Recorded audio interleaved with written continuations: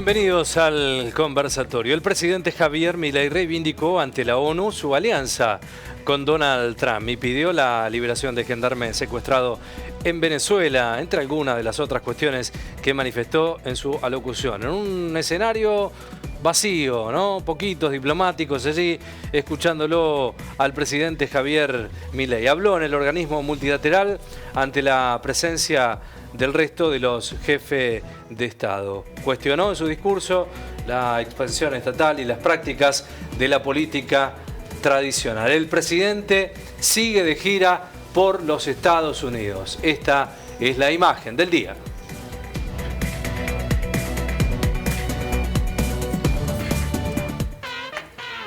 Saludarlos, compañeros, bienvenidos, muy buenas tardes, ¿cómo están? Muy buenas tardes. ¿Cómo le va? ¿Cómo están? Y recibirlo a Eduardo González, economista y docente de la Universidad del Siglo XXI. ¿Cómo Mucho estás? gusto.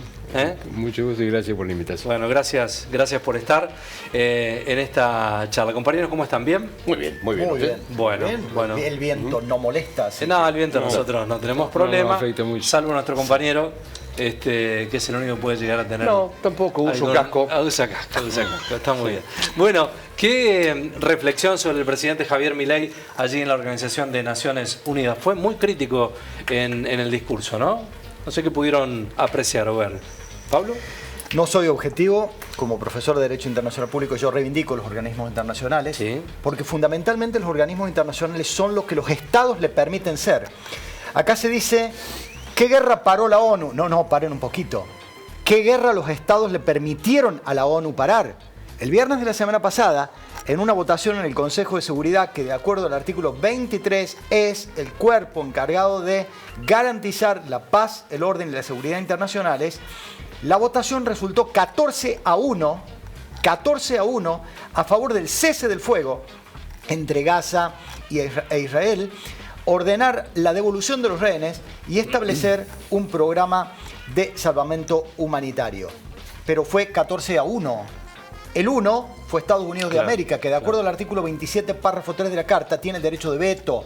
Y por lo tanto, está claro que vamos a criticar a los organismos internacionales, pero no por los organismos, sino por lo que los estados les impiden hacer. Claro. Lamentablemente, y perdón por Sí. lo extenso y lo pesado, pero estos organismos que surgieron luego de la Segunda Guerra Mundial y fueron muy útiles durante la llamada Guerra Fría, hoy hay que rediscutirlos. Lamentablemente, por los artículos 108 y 109 de la Carta, es prácticamente imposible. Eduardo, la coyuntura económica y lo que básicamente fue a buscar el presidente Javier Milei, que es un salvataje, lisa y llanamente, a los Estados Unidos, es un tema de discusión histórico en la Argentina, ¿no? Una economía que estaba muy complejizada en las últimas horas, en las últimas semanas, y allí encuentra un salvavidas. ¿Cuál es tu mirada respecto a esta receta de acudir continuamente al Fondo Monetario Internacional? Bueno, en realidad la situación económica de esta última semana empezó antes del proceso. Para mí hay una fecha bien marcada ya por julio, los primeros días de julio, Sí. en la cual se adelantó, no sé si una estrategia del gobierno, en liberar parte de las LEFIC, las antiguas LELIC. Sí. Y pasó la base monetaria de 28 billones a 44 billones. Claro. Esa cantidad de pesos hizo caer la demanda de dinero y provocó algunas transferencias de pesos a dólares. Le sumamos esto la situación política en la provincia de Buenos Aires, las elecciones de la provincia de Buenos Aires, que creo que incidieron, pero no ha sido tanto. Yo creo que la principal causa fue esa. Y en la última semana, que fue la semana más crítica, yo diría, por lo menos en las corridas cambiarias, que estamos acostumbrados acá en el país, fue un grupo de bancos, un grupo de empresas que trataron de encasillarlo al gobierno, apretarlo en un efecto pinza en el Congreso y un efecto financiero para tratar de desestabilizarlo. Bueno, hablan de pérdidas millonarias a partir de esta instancia, Sí. ¿no? Porque finalmente el 1100 rumbo económico... bueno, ahí le costó al Central 1.100 millones y la semana anterior al Tesoro 700 millones. Es decir, que si uno suma estas dos partidas, Tenemos concretamente casi 2.000 millones, que en definitiva es lo que se estaba discutiendo en el Congreso para las universidades y para discapacidad. La misma cifra se fueron en 48 horas. En 48 horas. Es decir, que la situación del bien es muy calamitosa. Post cierre de mercado, el riesgo país superó los 1.500 puntos.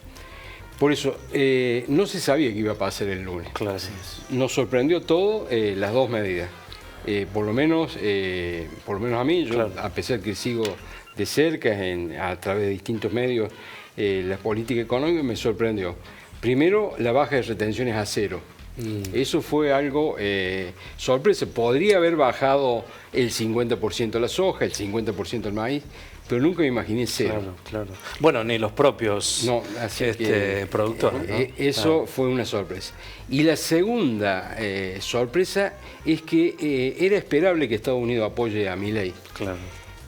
Pero no de la magnitud que lo hizo. Yo creo que estamos en carácter de sorpresa por un par de circunstancias que han sido esta semana, medidas, ¿no? Llamativas. Ninguno de los dos todavía ha puesto $1 en el mercado. Ni Estados Unidos, ni el campo, porque recién ahora han presentado las liquidaciones de exportación.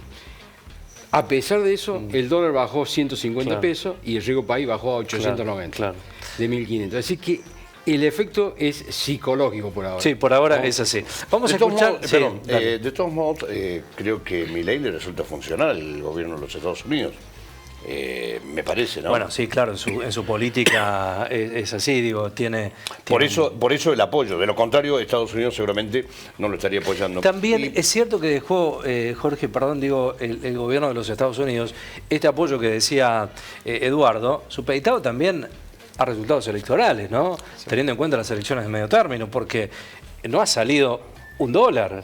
Es esto que decía Eduardo, una promesa de apoyo. Pero en algún tramo de lo que ha sucedido en estas horas también han dicho, esperaremos la instancia electoral y después asumamos si el resultado de las elecciones, también pienso en la provincia de Buenos Aires, hubiesen sido otros, favorables a Milei, tal vez Milei no hubiese salido corriendo a pedirle plata a los Estados Unidos, probablemente, ni tampoco Estados Unidos hubiese acudido a darle... Porque está claro que Milei va a buscar dinero que le permita llegar al 26 de octubre y que Estados Unidos de alguna manera está favoreciendo ese escenario para que realmente en las elecciones de medio término le vaya, por lo menos si no gana, mejor de lo que le fue en la provincia de Buenos Aires.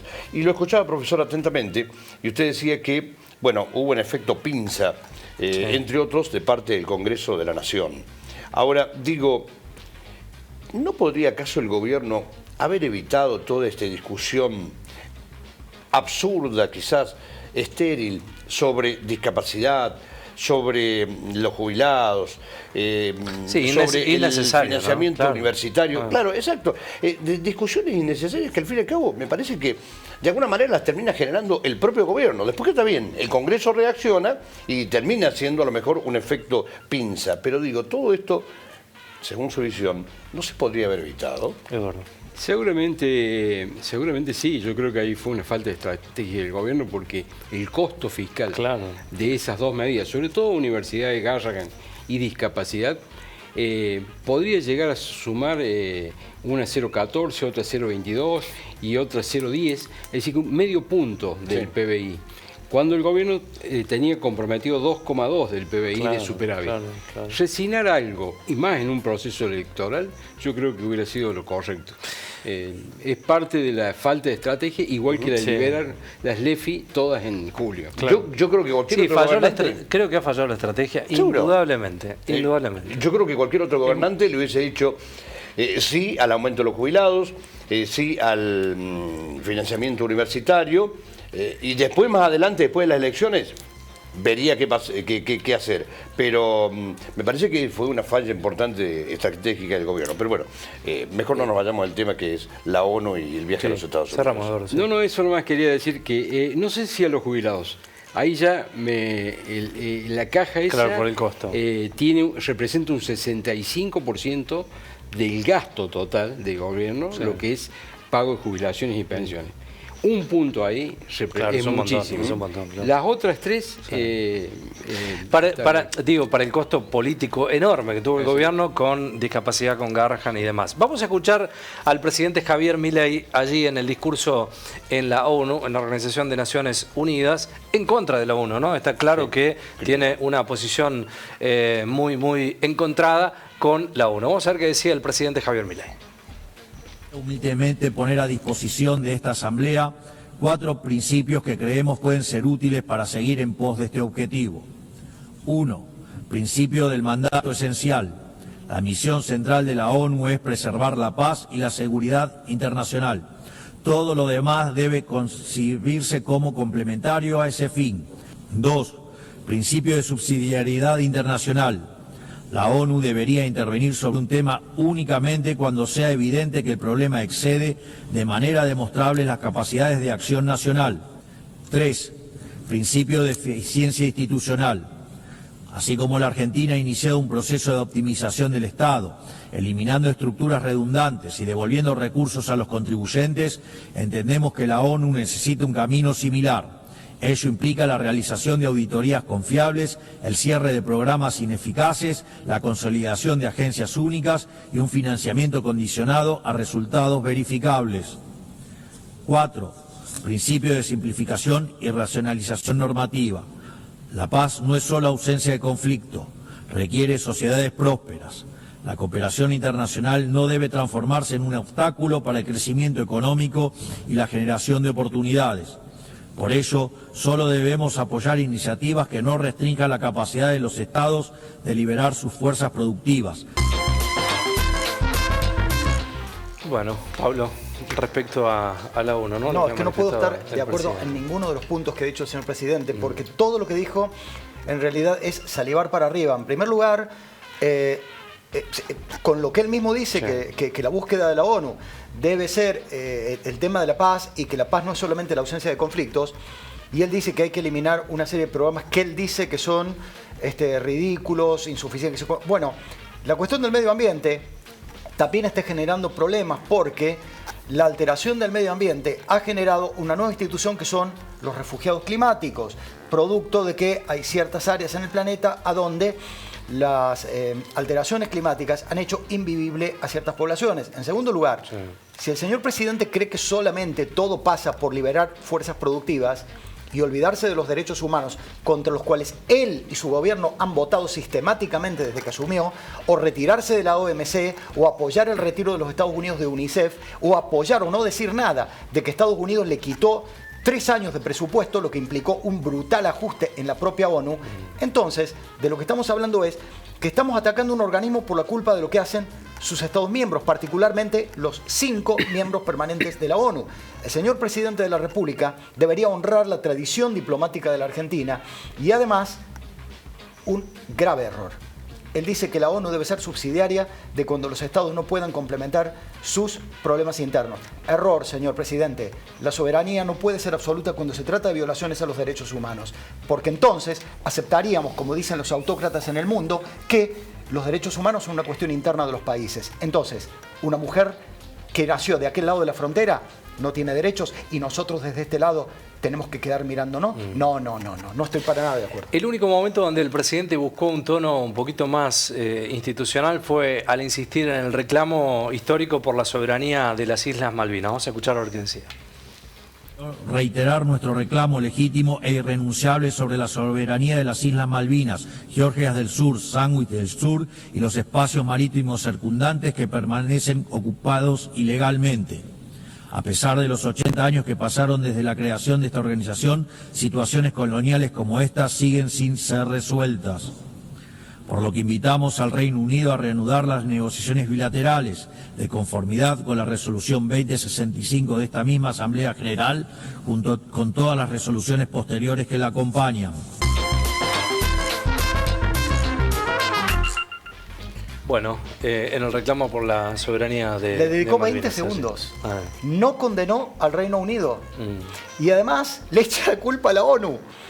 y se olvida de que la ONU dictó las resoluciones 1514 y 1541, gracias a las cuales se produjo un enorme proceso de descolonización en el mundo y se terminaron procesos de colonización históricas como el de Sudán del Sur por parte de Sudán o Timor Oriental por parte de Indonesia.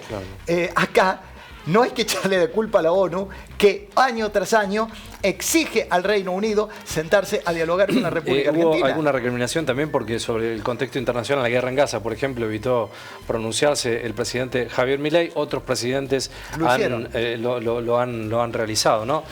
Un detalle. Bueno, política internacional es una deuda enorme, sí. ¿Hasta cuándo seguir utilizando nombres que no corresponden? Las islas no se llaman Georgias y Sandwich del Sur, se llaman San Pedro y Esquivel. El pasaje Drake no se llama pasaje Drake, se llama Mar de Oces. Y el canal de Beagle se llama Canal de Onayaga. Dejémonos de jorobar con los nombres que pusieron precisamente los piratas que nos quitaron esa tierra. Con relación al discurso de Milei allí en la ONU, no me llama poderosamente la atención. Fue un discurso, sin duda alguna, alineado con lo que expresó Trump. Sí. En eso no se contradice, ¿no? En eso no se contradice el presidente.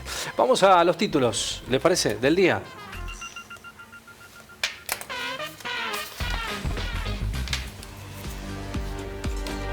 Subieron las acciones y se desplomó el riesgo país.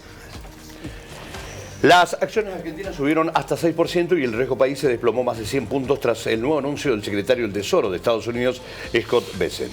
A las 15:30 el riesgo país caía 112 unidades en los 906 puntos básicos, tras bajar hasta 839 puntos básicos. El dólar en el Banco Nación cayó a 1.360 para la venta, 25 pesos menos que ayer. La economía cae, pero crece. Raro, nos va a explicar seguramente el profesor. La actividad económica retrocedió 0,1 mensual en julio y creció 2,9 respecto al año anterior. Así lo informó el INDEC. La intermediación financiera y la minería impulsaron el crecimiento interanual, mientras que la pesca y la industria restaron dinamismo en la economía en el último mes. La agricultura creció un 0,7 en la comparación interanual. Eliminaron precios justos y la ley de góndolas. El gobierno eliminó 71 normas comerciales, incluyendo precios justos y la ley de góndolas, porque se trata de normativas que regulaban programas ya desarticulados. La medida quedó plasmada por medio de una resolución publicada en el Boletín Oficial. También desaparecen la ya derogada ley de abastecimiento y servicio de conciliación previa en las relaciones de consumo. El fiscal rechazó la nulidad de la investigación. Franco Picardi pidió rechazar el intento de la familia Kovalipker, dueña de la droguería suizo-argentina, para cerrar la causa donde se investiga un presunto circuito de coimas. En un dictamen elevado al juez Casanelo, defendió la legalidad del proceso, la validez de los audios atribuidos a Diego Españolo y cuestionó el planteo de la defensa. Gabriela va a juicio por violar a 7 mujeres. La Fiscalía de Delitos contra la Integridad Sexual de Córdoba solicitó que una presa vaya a juicio acusada de haber violado a otras 7 internas del penal de Bower. La detenida llegó a la cárcel femenina luego de obtener el reconocimiento de su cambio de género mientras estaba apresada en el penal de varones. Al ser trasladada de pabellón, violó a 7 compañeras con el agravante de que tenía sífilis y contagió a varias de sus víctimas.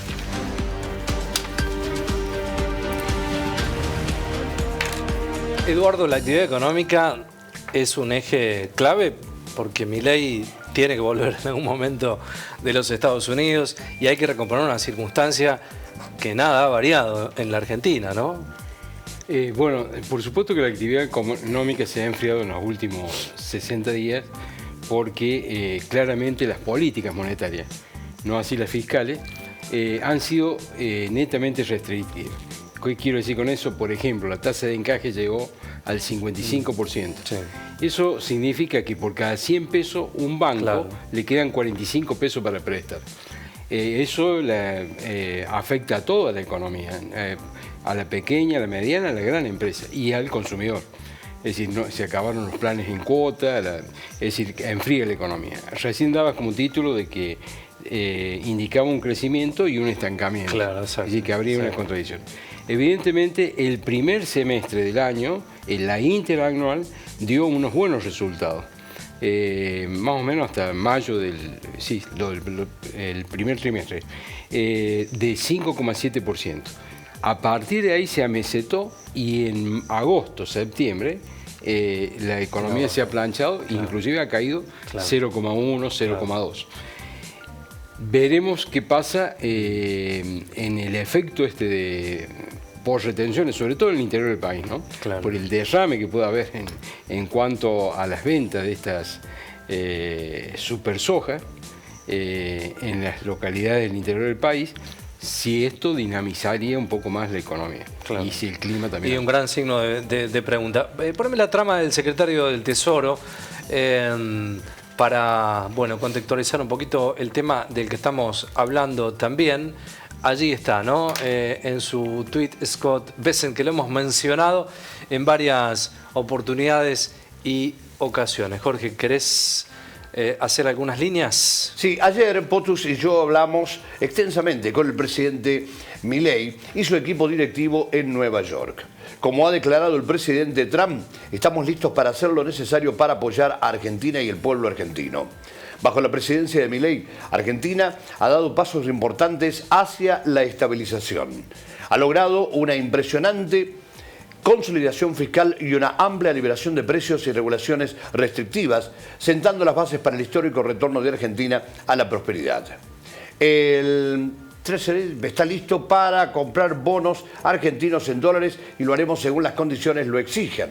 También estamos preparados para otorgar un importante crédito stand-by a través del Fondo de Estabilización Cambiaria y hemos mantenido conversaciones activas con el equipo del presidente Milei para hacerlo. Bien. El Tesoro está negociando actualmente con funcionarios argentinos una línea de swap de 20.000 millones de dólares con el Banco Central. Trabajamos en estrecha coordinación con el gobierno argentino para evitar una volatilidad excesiva. Además, Estados Unidos está listo para comprar deuda pública secundaria o primaria y estamos trabajando con el gobierno argentino para poner fin a las extensiones fiscales para los productores de materias primas que convierten divisas. Lo analizamos, hay muchos términos económicos, es importante, está el profesor Eduardo para explicarnos algunas condiciones de este tuit del secretario del Tesoro. Bueno, seguramente previendo la complejidad que tiene Milei dentro del Congreso de la Nación, no lo enfocaron vía un préstamo. No va a ser un préstamo que entrega dólares y firma un documento, porque eso debería pasar por el Congreso. Claro. Esta es una figura de un swap. Concretamente se ha confirmado hoy que es un swap, lo que el Tesoro de Estados Unidos va a Definámoslo al swap, profe, si querés, para la gente que nos está mirando. El swap es un préstamo de garantía y de contingencia. Para que se hagan una imagen, es cuando tenemos el matafuego que dice romper el vidrio en caso de incendio. Bueno, ese ejemplo sería el swap. Si hay un incendio, tenemos que romper el vidrio y sacar el matafuego. Buen ejemplo. Si no, no. El swap es un compromiso mutuo en la cual bien claro dice ahí el secretario del Tesoro que uno de los objetivos es salir a comprar bonos argentinos allá en Wall Street. Entonces Estados Unidos pone los dólares, compra bonos, se queda con esa garantía, con los bonos de Estado. Es decir, porque no la pone gratis, menos el gobierno de Trump, no la pone 30.000 millones o 20.000. Se queda con el título, hace que estos títulos suban su precio, que si hay demanda, supongamos que compre 5 o 10.000 millones de dólares de los bonos argentinos, hace que eso suba el valor y cae el riesgo país.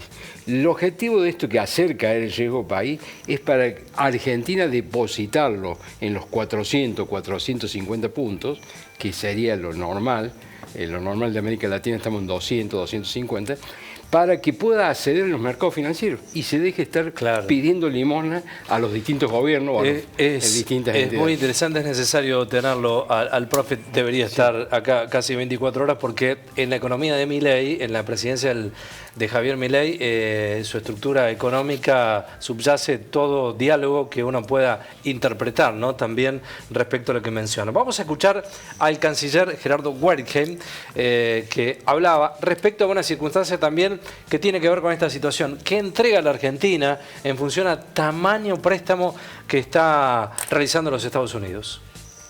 Aquí también en la Argentina se llegó a comentar que la Argentina, a cambio de este préstamo, Trump estaría exigiendo que sus soldados se hagan cargo de la base naval en Ushuaia, por ejemplo. ¿Esto es cierto? No, absolutamente no.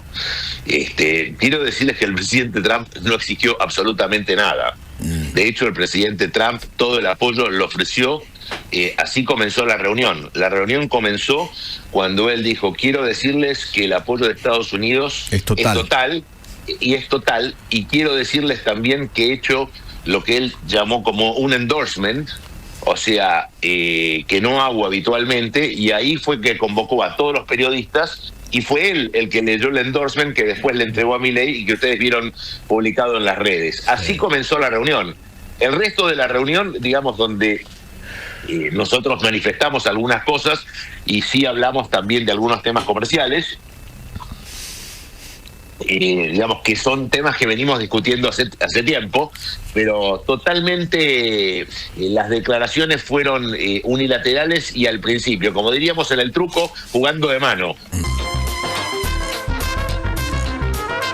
Todo bien, Wergen, pero digo, termina siendo un ida y vuelta, ¿no? No me pido nada. Resulta extraño. No, es que... Muy extraño. Te doy esto y no te pido nada a cambio.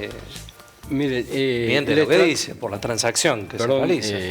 Sí, profe. Estados Unidos, bien acá lo dice el profesor, que no da nada. Inclusive le exigió a Ucrania que pagara los gastos de guerra. Claro, imagínense que es miembro de la OTAN. No nos exige a nosotros nada. En este caso del SWAT es muy sencillo. Él interviene comprando los bonos, los títulos argentinos, y se queda con el título. El título le da un poder. Se transforma en acreedor argentino. Claro.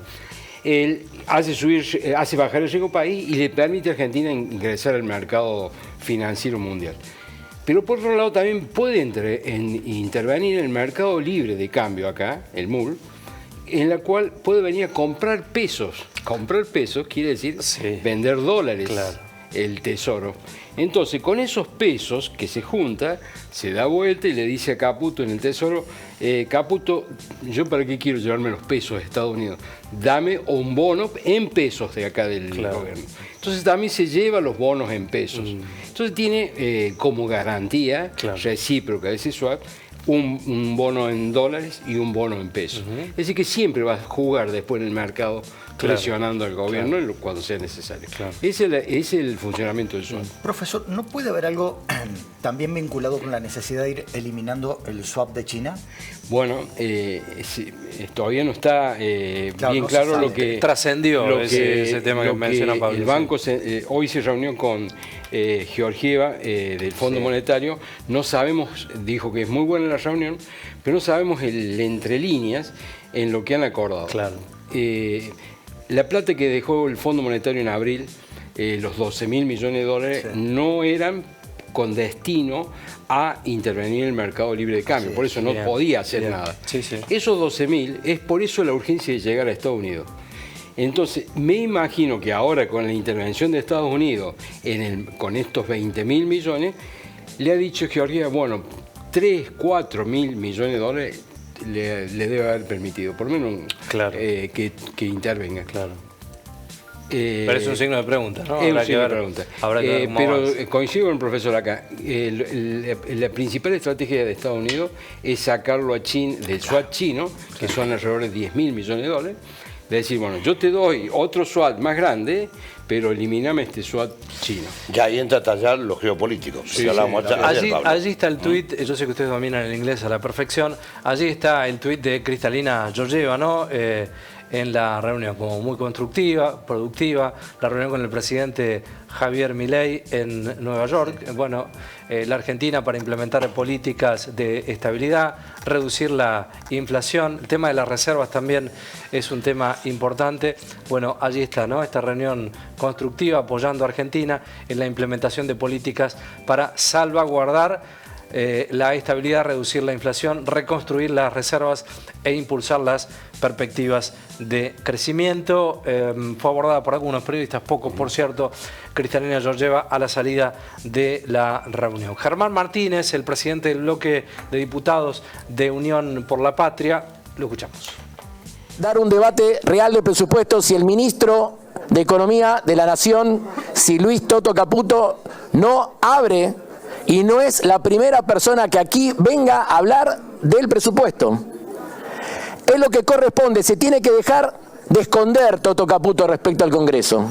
Cuando uno tiene tamaña responsabilidad, esa responsabilidad te tiene que llevar a dar respuesta y a estar a disposición, en este caso, de uno de los poderes del Estado, del Congreso argentino, para que nosotros podamos tener toda la información que nos tiene que dar el ministro de Economía. Nosotros es fundamental que todo lo que se está discutiendo acerca de las distintas líneas que está pensando el gobierno argentino y negociando el gobierno argentino junto al Tesoro de los Estados Unidos pasen por el Congreso argentino.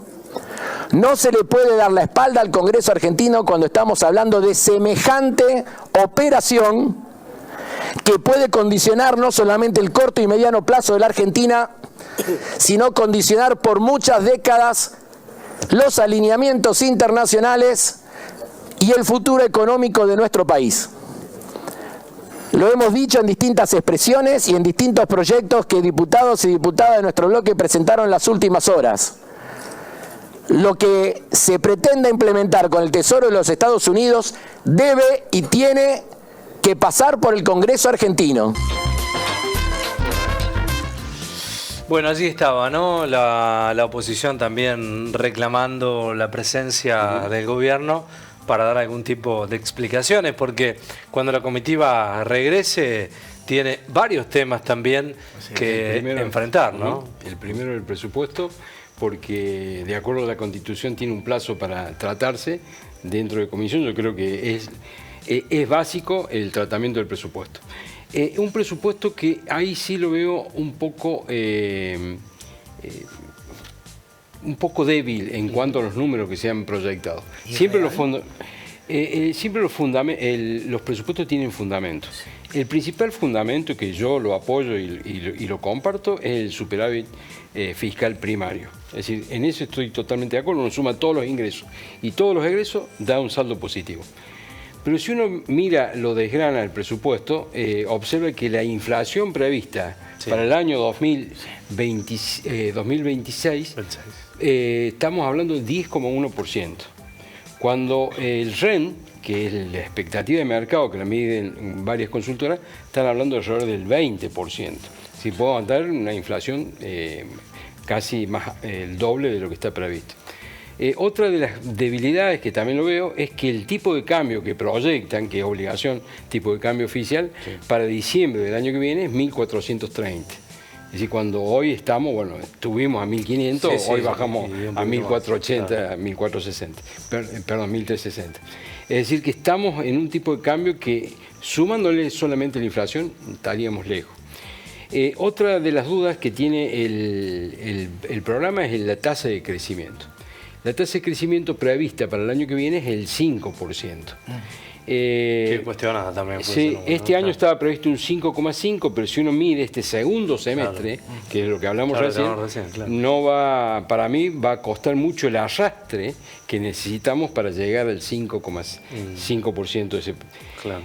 Y bueno, la baja de impuestos cero, es decir, que ahí teóricamente las retenciones quedarían como están, no se trataría de ninguna. Pero eso serían las hipótesis o los fundamentos del presupuesto.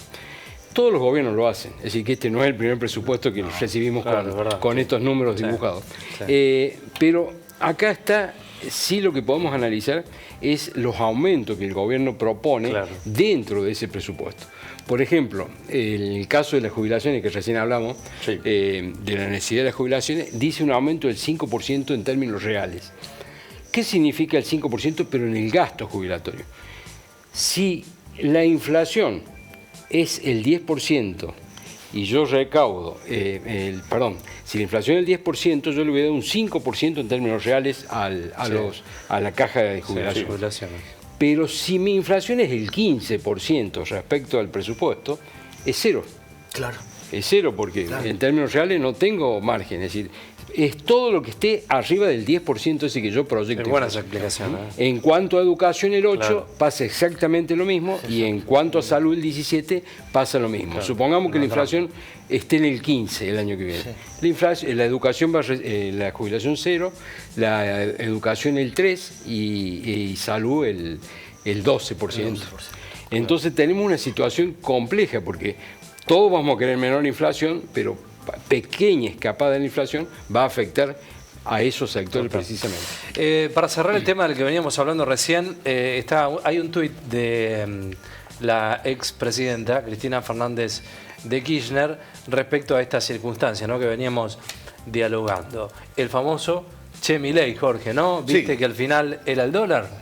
Bueno, dice Cristina Kirchner, Che Milei, ¿viste que al final era el dólar?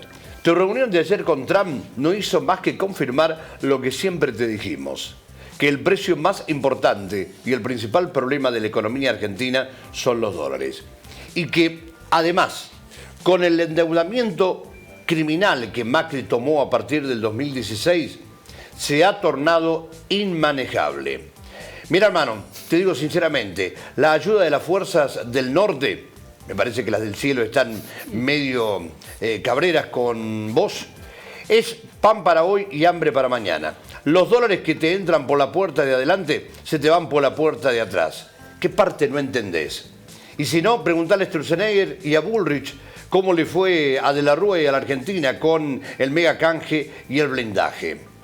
Dice, pero lo peor de todo, economista experto en crecimiento con y sin dinero, es que no solo no te haces cargo del fracaso de la macro, sino que no te querés notificar que el mayor desastre lo armaste en la vida cotidiana de millones y millones de argentinas y argentinos. Bueno, Eduardo, acá hay un tema, no te quiero meter en lo político, pero todos hablan como espectadores de una realidad que no vivieron, ¿no? Estoy hablando de Alberto Fernández, de Cristina Fernández de Kirchner, de Macri, digo, de todas las circunstancias y los presidentes que han pasado. Si llegamos a la situación que llegamos, es producto de todo lo que sucedió en la Argentina, ¿no?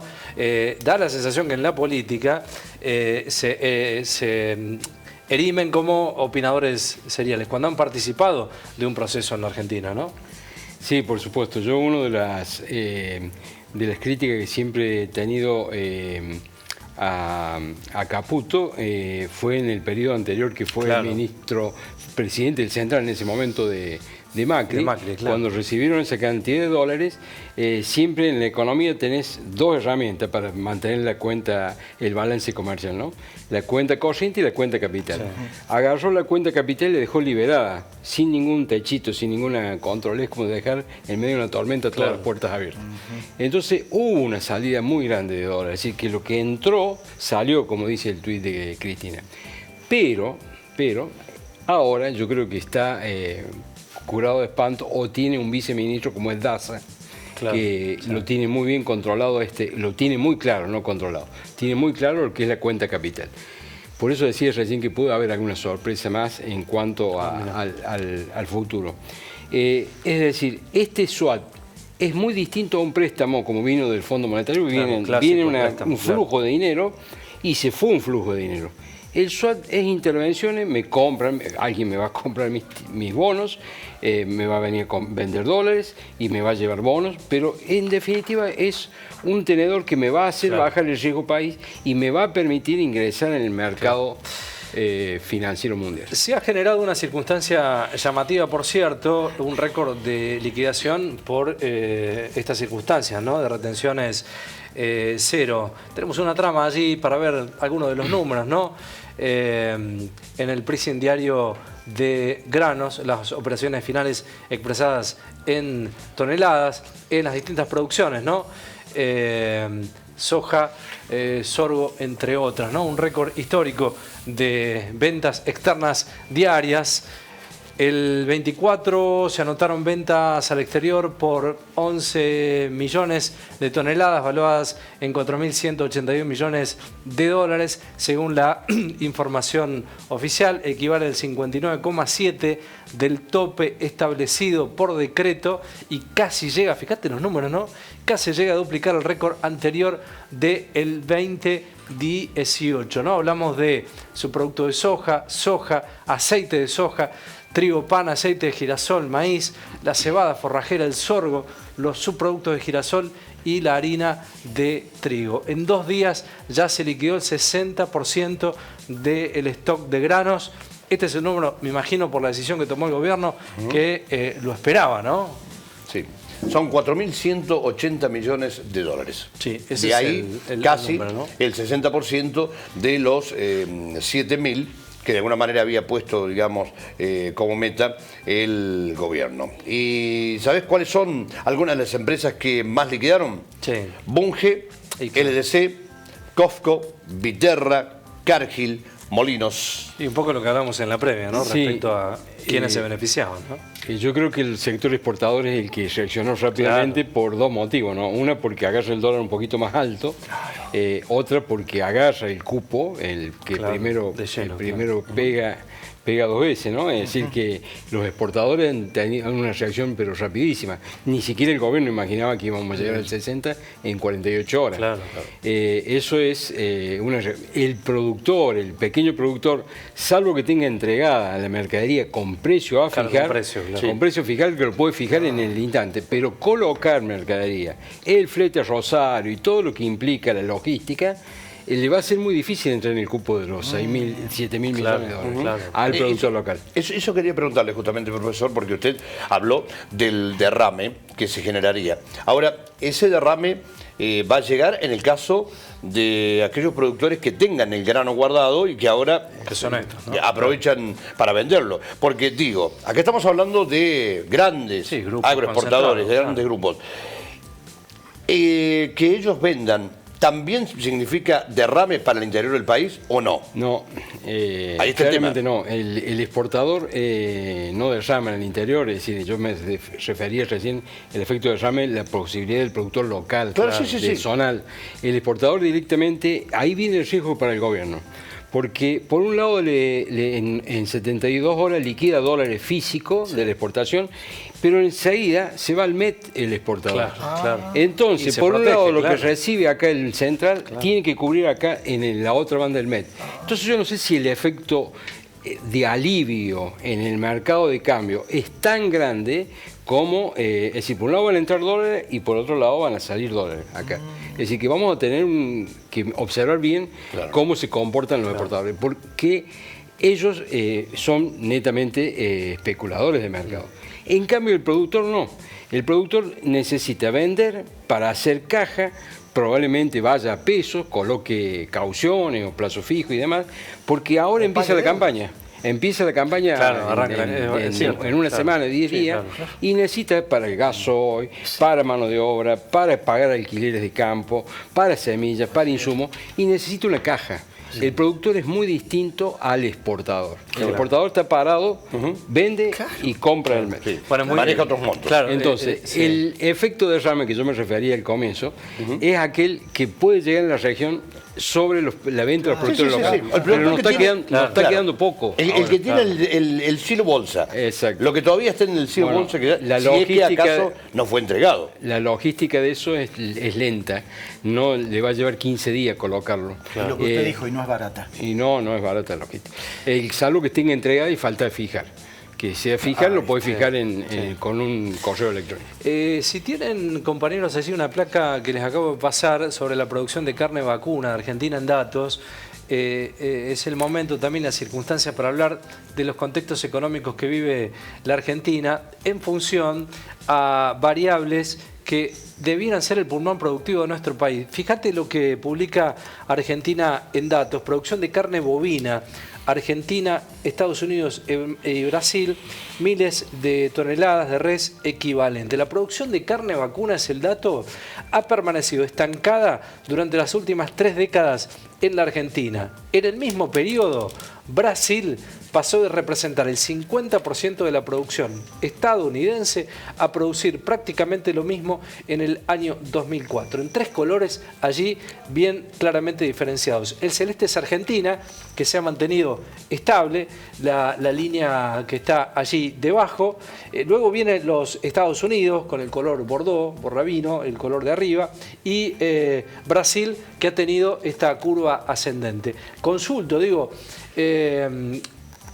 Pablo y profesor, recurrir a nuestras estructuras de producciones originales, de economías regionales que tiene la Argentina, ¿cuánto cambiaría, no, mirar más este tipo de producciones? Porque fíjense la foto de la Argentina respecto a un vecino, Brasil, ¿no? Argentina hace rato que lamentablemente ha errado dentro de sus proyectos productivos. Brasil ha sido mucho más estratégico, hasta en la propia estructuración geográfica del país. Argentina nunca rompió las redes radial y concéntrica, claro. Que hace que sea muy difícil el vínculo interprovincial, salvo los que vinculan con los puertos. Brasil tiene una estructura donde desde cualquier lugar de Brasil tenés una rápida salida al Pacífico, por ejemplo. Lamentablemente, a ver, el expresidente Arturo Frondizi, cuando hablaba de desarrollo y de integración, hablaba de eso, de que de alguna manera no tengas que tener el privilegio de vivir en la Quiaca para que tus impuestos sean tan altos para mantener a quienes la vida les resulta casi gratis, como en el puerto, y que pagan los mismos impuestos que en la Quiaca. La verdad es que quisiera escucharlo a usted. Yo le sumaría a este problema logístico que es cierto, Brasil nos ha pasado por encima no solamente en agricultura, sino en ganadería. Hoy estamos comparándonos casi con Paraguay. Pero acá el problema que tenemos que Argentina, durante el primer gobierno de Cristina, fijó una política ganadera, sobre todo, después de la resolución 125, que fue perjudicial para la ganadería, claramente, y para la agricultura, por supuesto, en la cual le limitó el cupo de exportación. Es decir, perdimos cuota Hilton y demás. Y por la baja de los precios internos, por precios máximos, política de precios máximos, nos comimos literalmente las vacas madres. Entonces nos hemos quedado sin vacas madres. Entonces eso hizo caer el stock de producción ganadera, que requiere un ciclo muy largo hasta que esas vacas madres puedan procrear y después crear. Lleva un ciclo muy largo, por eso recién ahora Argentina está tratando de estabilizar. Vamos a escuchar, antes que se nos acabe el tiempo, al gobernador de la provincia de Entre Ríos, Rogelio Frigerio, sobre una circunstancia que está vinculada a una baja de impuestos. Vamos a escucharlo a ver qué decía.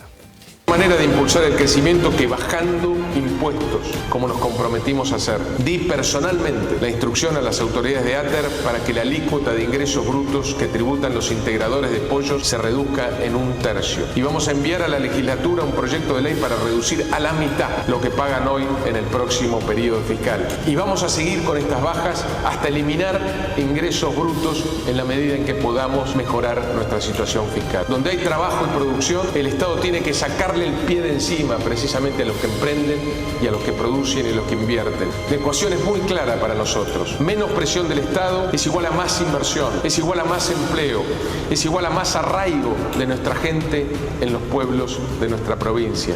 Esto no es teoría, esto es gestión, es realidad concreta y sobre todo es compromiso con los que se levantan temprano todos los días a producir y merecen una provincia que no los expulse. Bueno, muy bien, no nos queda mucho más tiempo. Lo que sí le decimos al profe, a Eduardo, que lo vamos a volver a llamar. Le ha quedado mucho para seguir desarrollando, pero bueno, es parte de este conversatorio que la intención es hacerlo bien productivo. ¿Cómo te sentiste, Eduardo? Muy bien, muy cómodo. Bueno. Es decir, como si estuviera en casa. Está muy bien. Bueno. Gracias, Pablo. No, por favor. Gracias, Jorge. Una pena recién cuando decías esto de las carnes y todo eso. En el control central estaban planeando un asado, me parece. No tengo ninguna duda. Sí, pero justamente ¿Usted no es vegano? Sí, pero se puede hacer una ensalada de vaca. La canasta me dicen los chicos. Sí, para cerramos, sí. Antes de cerrar, lo que Jorge preguntaba recién del castillo de naipes, lo dejamos para una... Para la próxima. Total. No, necesitaríamos 15 o Sí. 20 días para ver si Bueno, existe. Bien. Gracias por la compañía. Adiós. Adiós.